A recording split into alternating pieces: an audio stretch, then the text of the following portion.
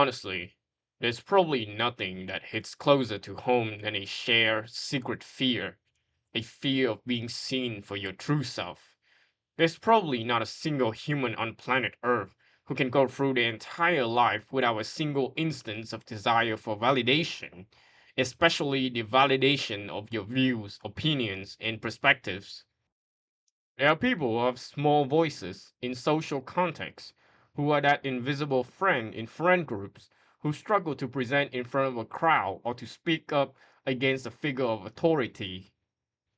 For some people, the internet offers a sense of protection and safety, a place to finally be real and express their true self.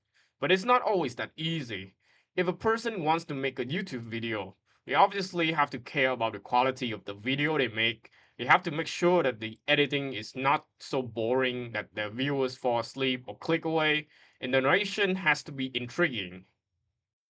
It's one thing to not have a voice, but it's an entirely different problem to hide how you really sound because of the fear of others looking at you poorly for it. Writing the script, I feel that fear all too well. Is this script actually good? Can I really do a good job editing this? Am I making any sense at all?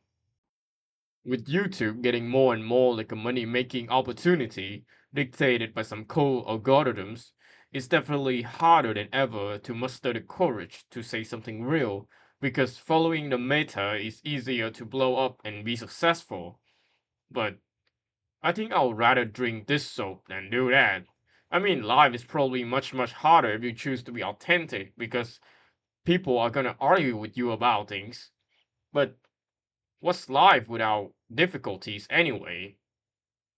I don't think it's just me who spent most of my years in comfort, not because I can't survive hardships, but because I'm so used to the safety of my own room and my own mind that I opted against going outside and against genuinely getting into a heated argument about something just because I really care about it.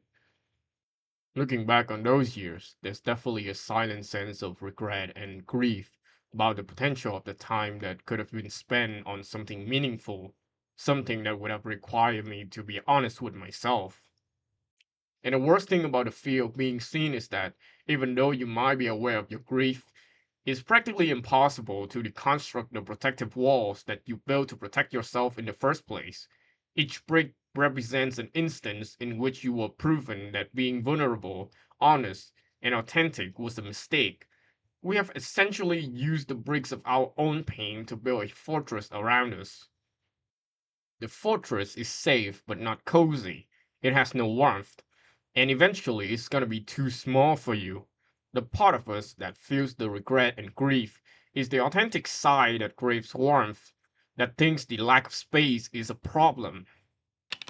Therefore, I think the most logical course of action is simply just to slowly take one brick down at a time. Rome wasn't built in one day, so that insecure avoidant fortress we built probably can't be taken down just one day either. So, as an example, I'll destroy one brick first for my walls.